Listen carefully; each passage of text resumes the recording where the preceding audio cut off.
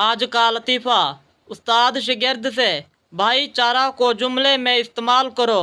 शागिर्द: जब मैंने दूध वाले से पूछा कि भाई दूध इतना महंगा क्यों है, तो इसने कहा कि भाईचारा जो महंगा हो गया है।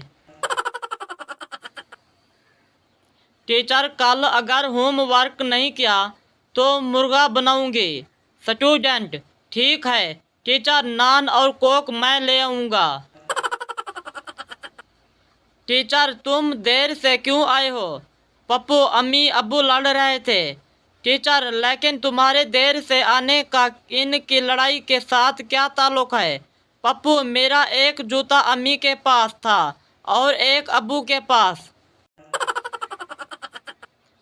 उस्ताद ने सरेकी बच्चे की रोटी खा कर कहा, बेटा घर पर मेरा नाम तो नहीं बताओगे?